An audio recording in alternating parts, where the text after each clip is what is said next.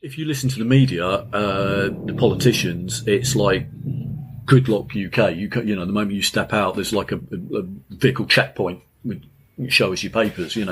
Not got none of it. None on the train, none on the tube, none on tube stations.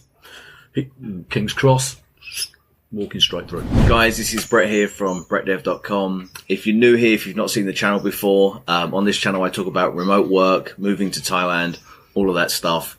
If you haven't done so yet, make sure to hit the subscribe button. And if you are interested in working online, then check out the link in the top corner of this video. Right, so today I've got an interesting video for you. A few weeks back, I did a video of a friend of mine who'd flown into Thailand from Denmark, or I believe it was Denmark. And we spoke about the ASQ hotels, the visa situations and all that. Today I'm joined with Matt, another friend, who is actually my neighbour as well. And Matt's just flown in from London. So on that last video, I got a bunch of questions from people, actually got a bunch of comments from people that were from London and from the UK saying, oh, this is interesting, but none of this is relevant because we're trapped in the UK and all that stuff. Well, Matt is a prime example that, no, you're not. So Yeah. I was hoping, so what I was going to do is just ask you, Matt, about your process. You got back Saturday. What Out the ASQ hotel on Saturday. Okay. I flew in late February. Right. Okay. So you've been here for about 20 days, I'm guessing. Just under, yeah. Just shy of 20 days. And you came from London Airport, right? Heathrow, yeah, specifically. Heathrow. Yeah. Okay. And you're also here on a single entry tourist visa. I am. Yeah. I applied for the STV visa because it allows up to 90 days here. Mm-hmm. So, and then before you can renew it twice. So it's essentially a 9-month visa. Yeah. And I didn't want to go in on a tourist visa and stuff like that. And it allowed me a long time here to combat the fact that I was going to spend 2 months in a hotel. Right. Sorry, 2 weeks in a hotel. Right. So you got 90 days. And I didn't know this, but you were saying the other day that actually your hotel quarantine is deducted from the stay of the visa. Yes, it should be. When you apply for the visa, or you go through immigration, they stamp 90 days for the visa plus for 15 days for. They give you the 2 Yeah, essentially. So it's 90 days from the day you get out of the ASQ hotel. Gotcha. So you're here for 9 months, not minus 15 days. You're here for 9 months. Once you exit the ASQ. That's interesting. I didn't know that. So take us back to, you've been living in Thailand for a long time. Like I said, you're my neighbour. You got locked out literally a year to the day almost. Yeah, pretty much, yeah. I nearly got locked out with you because we were going to fly to India. We were indeed, yeah. I didn't get on the plane and you did. And then you got locked out and I didn't. Yeah. And then, so you've been out for a year. You were in India for a few months. Then you went to the UK for a few months. Half the year, whatever. What did you do to start getting things ready to come back? There's so much information out there, and it's so confusing, and it's changing all the time, and people don't know what the hell's going on. Yeah, this is the problem. You've got a highly dynamic situation going on, where you've got Thailand making rules, and you've got the UK making rules, and they aren't gelling, and you're sort of applying for the STV visa to go to Thailand, and Thailand's like, yeah, I'm fine with it, you come in. But at the same time, you've got the UK saying, oh, you're not allowed to travel, you're not allowed to do that. There'll be police at airports, they'll, checking your comings and goings, and you're sitting there going, Thailand's saying it's okay, but the British are saying it's not. Well, this was what I was getting. How do you run that gauntlet? This is what I was getting in the comments. I did the video of Henrique, and everyone was like, yeah, but he's from Denmark, we're in the UK. UK, you're not allowed to go anywhere. You're not allowed beyond a 5-kilometre radius of your house. And all this stuff. You are, but for a very specific set of reasons, like education, moving house. There's a whole bunch of work. Right. So as long as you can justifiably claim you're coming to Thailand to work, for example, or education, you can actually, in theory, travel. But you didn't come for either. You came on a single entry tourist. Yeah, this was one of the things that was surprising to me, is that the UK politicians are talking like you can't leave your little room. You know, it's like no moment you go out, you'll be arrested. But I mean, I went down to you went halfway across the world. Yeah, I got to Heathrow, and I got more grilling from the hotel owner where I was, because I live in the Midlands, and I was flying out from Heathrow, and I thought, well, I don't want to travel in the current climate on the day I'm travelling. So I thought I'd go down to London, I'd stay in a hotel, and then I'd travel the next day when the distance would be shorter, and so I got more room to manoeuvre. Okay. And I got more grilling from the hotel owner about what I was doing than I did through the entire process of going through Heathrow. Right. So don't worry about it. I mean, this was a big concern to me. Well, let's go through that. Since we're on that topic, let's talk about the actual journey, and then we'll go back and we'll cover what you actually needed to make it happen with the documents and stuff. So you came from the Midlands. You live in normally, because you said you normally get your visa from Hull, but this time you got it from London. Yeah, they've closed the embassies down for appointments. Right. So you need to get your STV visa by posting it, and they've closed that. They've just got a central processing area for the UK, which is the London Embassy, the Thai consulate in London. They've closed down as far as I know, they have. I wasn't getting any response from them. Right. And when you go on the Thai visa, you make an application for the visa, and it basically says London. So it's just one place to send you, and you've got to send your passport off with a stamped addressed envelope, and then they post it back to you once you've gone through the process. So you just do it by mail? Yeah, and it's mail only. Where do you live in the UK? I live in Nottingham, Midlands. Nottingham, and then you go all the way down to Heathrow. Right? Yeah. I mean, I doubled up the journey. I didn't go. My flight was at like midday, and I didn't go down early morning. I went down the day before, so that should I run into any problems that I thought I might, I'd got time to work them out en route. Yeah, and because you were concerned with a bunch of stuff before. Yeah, I mean, you're worried and all that. If you listen to the media, the politicians, it's like gridlock UK. The moment you step out, there's like a vehicle checkpoint with show us your papers. I've got none of it. None on the train, none on the tube, none on tube stations. King's Cross, walking straight through. Right. And my biggest fear was that there'd be police at actually Heathrow. And I'd get there, and then they'd be going, right, why are you leaving? And that's not a good enough reason. I mean, there's a lot riding on this. You've done all that just to get to Heathrow, where there'd be a bunch of coppers sitting there going, right, okay, let's just check your reasons. And if they didn't like it, they could refuse you. So that was a really huge concern for me. And I didn't see a police officer at Heathrow at all. Like, just wandered straight through. Right. I met another guy, it's an interesting story, an Australian, who said that when he got to the airport, they did actually ask him why he's leaving. Nope. And he said, I live in Australia. And they said, well, do you have it? They actually asked him to show evidence, and he had a Thai driving license on him. And he showed them that, and they went, that's good enough. Yeah, talking to you before, what I did was printed out my rental agreement and stuff like that. And I got somebody here to say I was on, like, write an email for me or a letter saying, like, he's travelling for a business opportunity or something like that. Didn't need any of it. Didn't need it? No, didn't need it. It's been, as far as I can tell, it's been entirely policed by the airlines. Right. Like, so basically, when I got to, I flew Etihad, because it's just a good airline, but I flew Etihad, and I just got to the, the check-in counter, and they just asked for, proof of ASQ hotel, the negative COVID test, and the visa. And they just checked those things, and then just said, yep, okay, and issued me the boarding pass. Right. You get that, I got that all checked again in Abu Dhabi. So they were very thorough, because Thailand's being quite thorough once you get there. Yeah. But yeah, it's like no problem at all. I mean, literally not. All the things I was worried about just didn't happen. And you were just basically worried about being stopped by police. Yeah, that's it. Yeah, it's because if you listen to the news, it's like you can't go anywhere. Yeah. But you actually can. Well, this is what everyone was commenting on the last video. You actually can't. We can't go anywhere. It's an entirely a prison of your own making. I went down from Nottingham on a train, stayed overnight in a hotel, tube.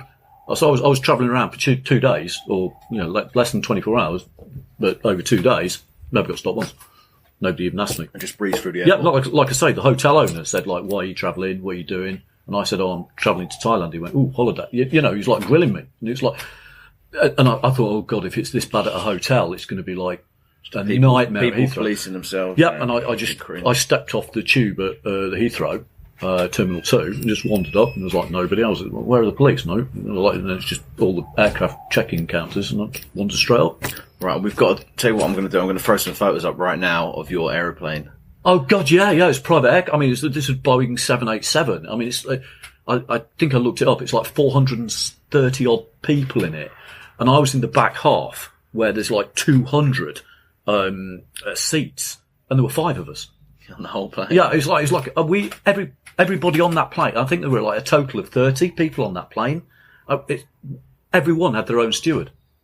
That's crazy. I felt like I was taking a massive private plane. I was looking behind me, and there was like nobody behind me on the plane at all. Wow, it's utterly crazy. Yeah. That's awesome. And then when you landed, so you flew in, you landed, you went through, you said it took about 90 minutes, right, to go through that? From airport to hotel?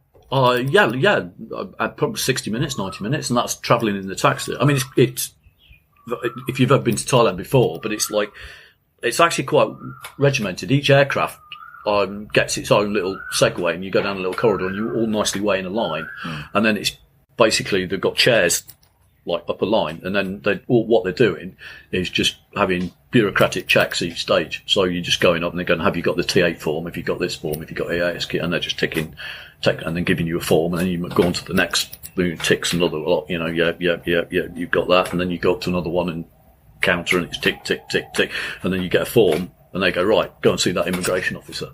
And then you go to the immigration officer who's had everything pre-checked, who just goes, yep, you go. You don't know where you go. Yeah, and then you go through, and it's not like you just wander through. You're sort of like escorted through, and then it's like, just sit down there. Where are you going?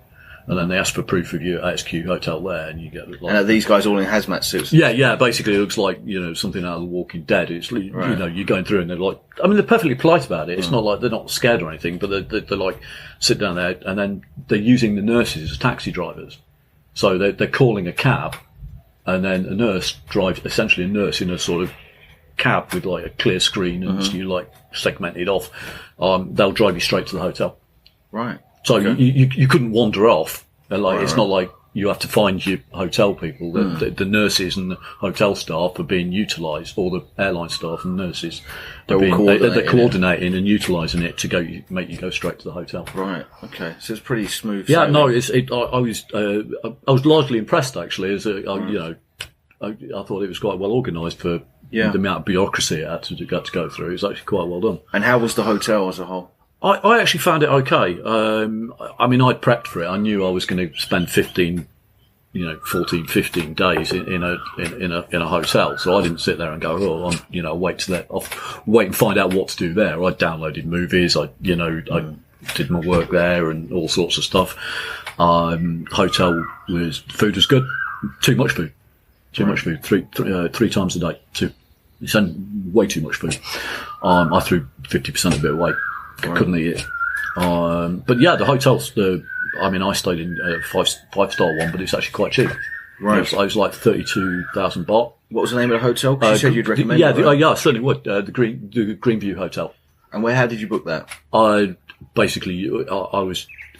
an ASQ list of hotels, and I just went on there and looked for them, and I just thought, this is on the internet. Yeah, what happened was there's a load of articles out saying the best, cheapest hotels, and I sort of just did my own research. I just sort of went, what about that one and that, and they're often in a similar sort of price bracket. But no, I don't think anybody was emailing them because they weren't on all the blog posts. So I was emailing them and said, how much for a room? And they were saying, it's 32,000 baht. And I just went, right, okay. So you went direct to the hotel? Yeah. And then booking it took 2 hours once I decided, that was, have you got the dates ready? Just went through it, and then they said, no problem. I said, can you provisionally book it? And booked it from there.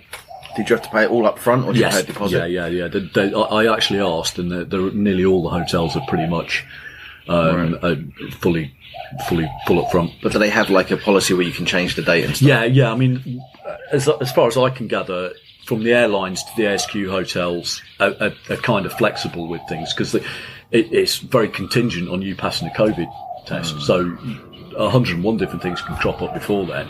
But if you fail the COVID test, it's not like, you've lost your money. I deliberately asked the hotel. I emailed them and said, what happens if? And they just said, we'll move the dates with like when you come out again. It's like, okay, so it's no problem. So it's not something you need to worry about. And it cost you how much? 32,000 baht. 32,000 baht. Yeah. Is that in pounds and dollars? It's $1,000. Yeah, it's about $1,000, £750 ish, or something like that. But it's for 2 weeks, and it covers everything. I mean, I brought Thai baht out with me on the grounds that, oh God, what happens if I don't like the food? I'm going to have to order things from Grab and things like that. But the food is fine. It's like you get 4 options. You get breakfast, lunch, and dinner. You get 4 options for each one. So it's like a choice of 12 meals each day. It's like, right. And obviously, I mean, I'm going to link to the other video I did with Henrique because we spoke a lot about the actual staying in the hotel and stuff in that last video. So if you guys haven't seen that, I'll put a link up the top. You can go and watch that one as well. But in the hotel, like you were saying, you were getting coffee packs and things. Yeah, like yeah. that. There's a phone in the room. If you've got a problem or you want to ring up for anything, whether it's like I actually asked, like, can you get things from 7-Eleven from me? Yeah, if you want. Right. But I just ring up and can I have a coffee pack, please? And half an hour later, you get a knock at the door and you open up and the table outside your door would have a coffee pack on it. Right. Thank you. Yeah. But you can't go out the room though, you are trapped in the room. Yes, you're not allowed to. There's 2 COVID tests where they phone you up and tell you that it's going to happen next day, and then it's just like go down to the lobby and then there's a system for going in and getting a nasal swab and back to your room. And every day you said you have to self-monitor your temperature. Yeah, I think somewhere about 8 and somewhere about 4 o'clock in the afternoon, they've got the digital thermometer in the room, and they just ring up and say temperature, please. And you just like reel off the temperature you got at 8, and at 6 or at 4 they'll do it again. And Wi-Fi and all that's okay. Wi-Fi was fine. Yeah, didn't have a problem with the hotel. It was really nice, but like windows, it's like air conditioning. Did they clean your room? Yes. Well, they actually offered, but I was basically cleaning it as I went. So they offered to clean your room? Like, what, come in hazmat suits? Well, yeah, I think so. I think it was clean the room and take your linen, your bedding, and where would you go? Do you know what? I don't know, because I actually refused. Right. My room actually had 2 beds in it. So if I felt the need to actually change clothes, there was just like a bed over there. Right, okay. So I said I didn't want to. I get the sense they don't really want to do it because they're like dressed in hazmat suits after your COVID test. Right. So I just said no, it's okay. Don't worry about it. And I was keeping my room tidy anyway, so it's not a massive issue. Okay, and going back, so you guys should have a good understanding of what the actual process is. Like you fly in, nobody's on your plane, go to the airport, you're in a hotel for 2 weeks, and then you're free. Right, yep. Going back to the start, we've covered you had people's concerns about England, and like you were concerned that like people are concerned that they can't get 5 kilometers away from their house and all that. You had no problem. No, I just whooped straight through.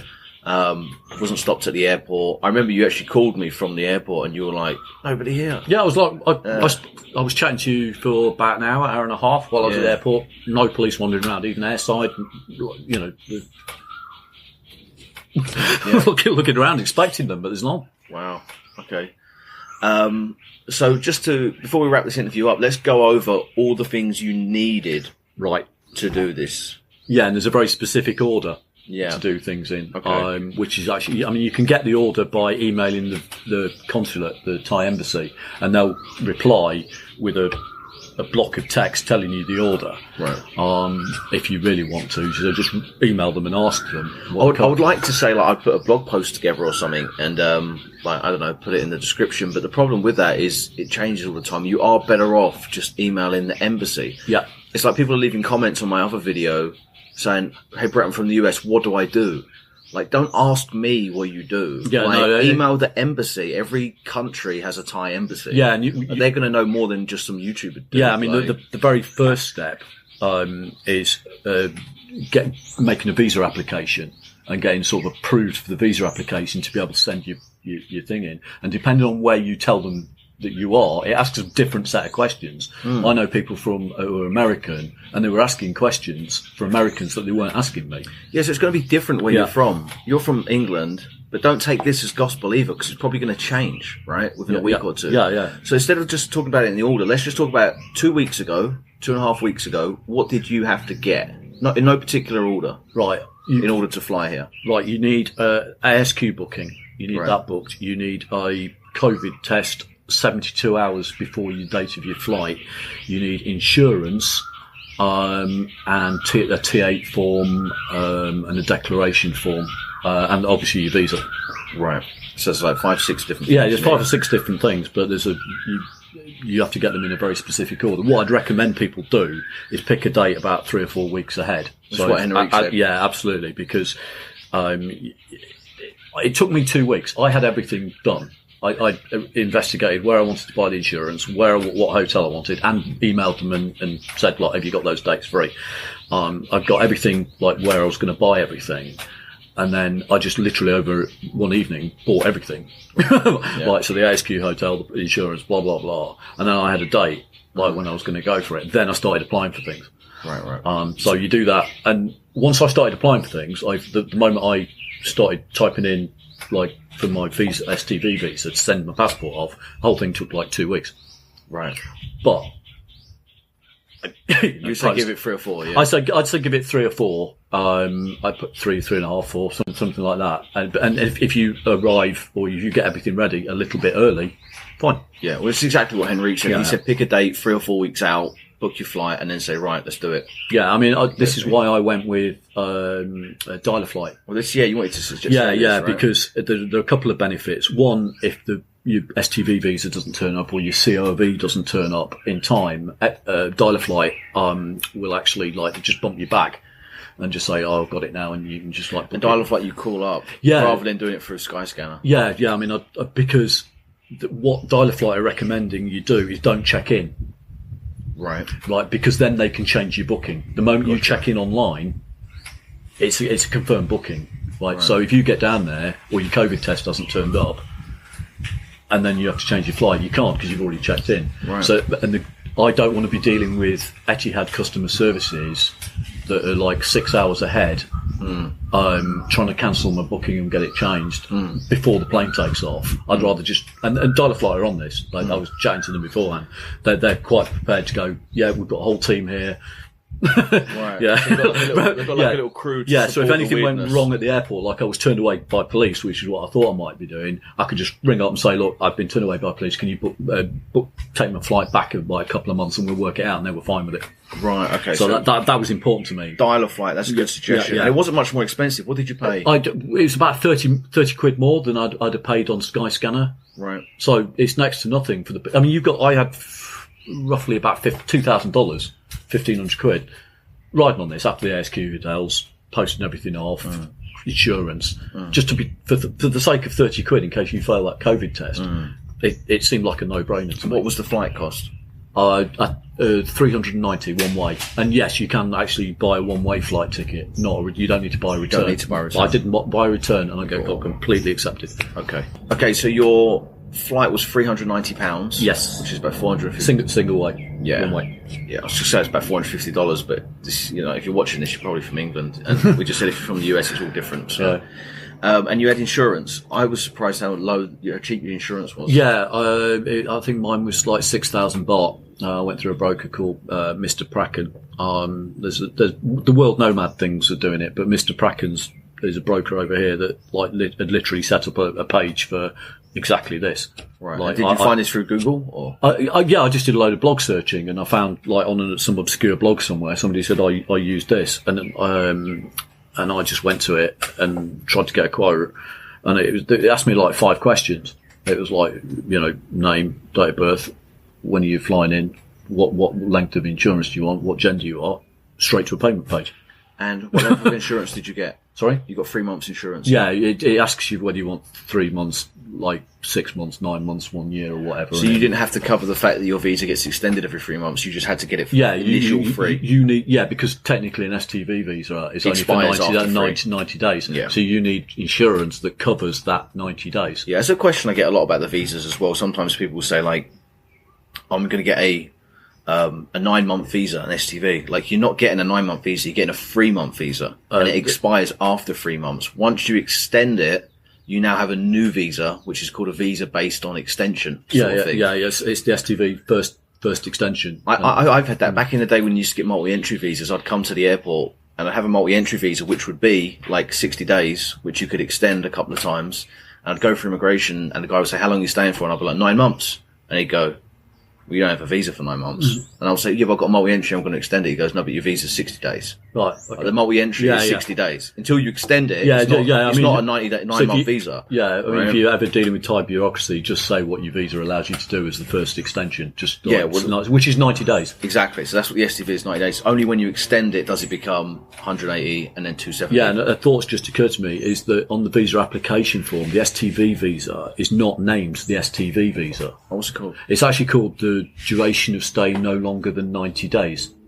Right. It's under tourist visa. Right. And you go, well, where's the STV visa? And it's just called a tourist visa. Yeah. When you go through what type of visa you want, is like tourist, diplomatic, medical, or business, all that sort of stuff. Well, under the tourist section, there's options.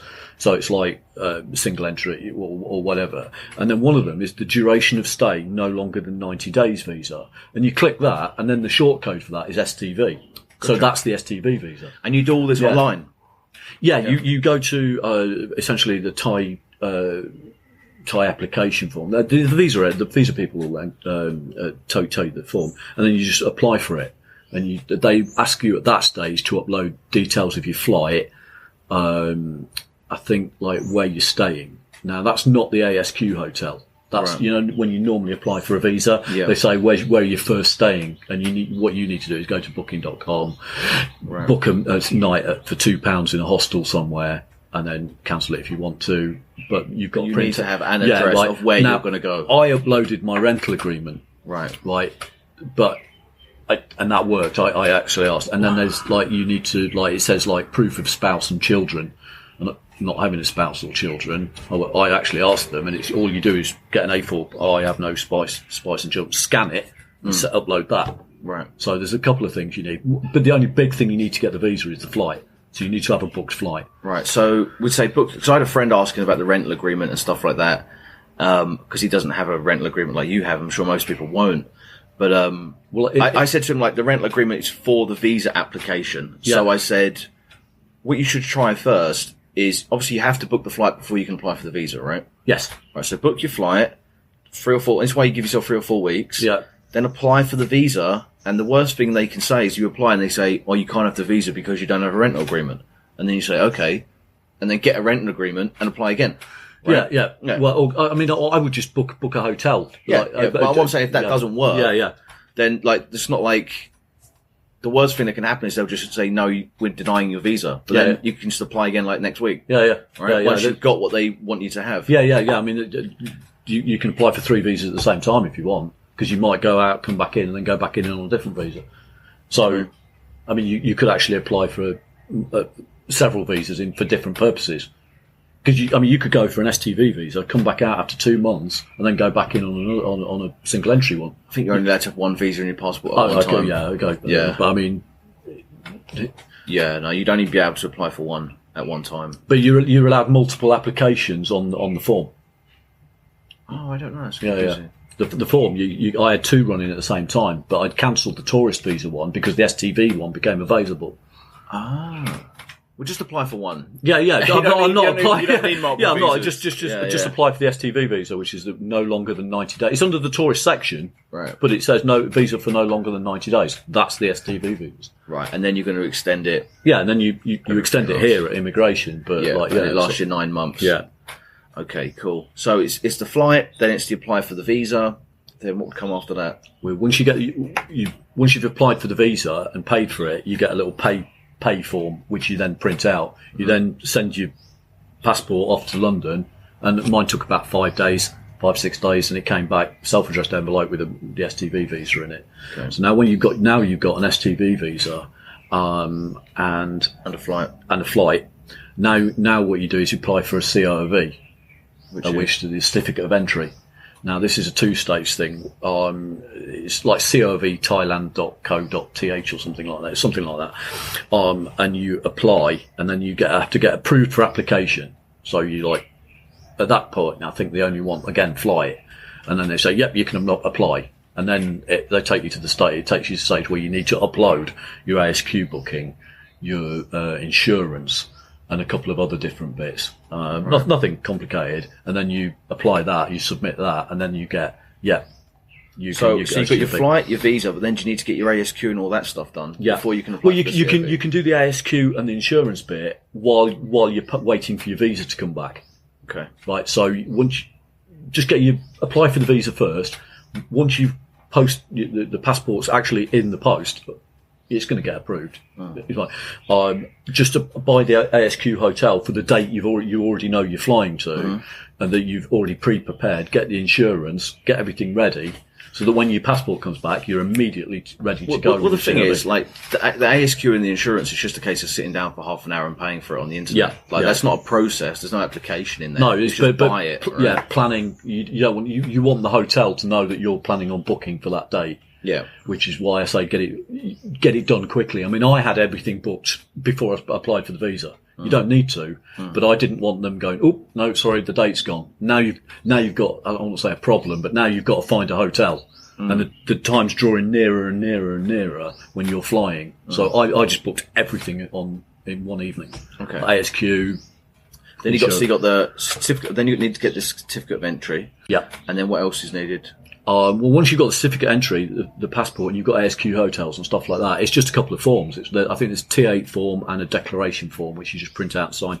They're self-declarations. And the embassy will have this big list of stuff. Yeah. Give you links to it. You can link through and download everything that they need. Yeah, T8 forms. You don't need those until you get to Thailand, really. Right. They just ask for it. Have you got it? And if you didn't have it, they'd probably just print one out and give you it. It's like when you're on an airplane, you got to fill in that little. Yeah, I mean, I did it in the hotel before I flew because I had the time, so I just I just signed it all off. Right. So I knew I'd been here before. I didn't want to be spending time in immigration filling out a form that I could do before I came. Yeah. So I just had everything in a plastic bag, like wrapper, and then just went through with it. So when they asked for it, I already had it. Okay, so it's pretty straightforward. Yeah, it's complex, but it's not unfathomable. Right. All right, guys. So we just had the camera cut out on us, so we just switched to this camera. We were wrapping it up. I was just pretty much saying that you're going to leave some. You've sent me some stuff in an email. Yeah, it's specific process, the order which I did things, and who I went with, because I went with the Greenview Hotel. I chose Medic Spot as the PCR test, and they were pretty good. I mean, you sort of log in with them, go and collect a kit, and then 72 hours before you sort of do your swab test. And I literally went back to the chemist where you pick up the kit. I dropped it off at 1 o'clock in the afternoon. It was collected from them at 2. I got an email at 4 or 5 to tell me it had arrived at the testing centre, and at 9:30 I got the email with the fit to fly certificate, and I'd passed it in an email. So it was like 8 hours from dropping it off at the chemist. I got the fit to fly certificate and the PCR test that is required to be able to get on the flight.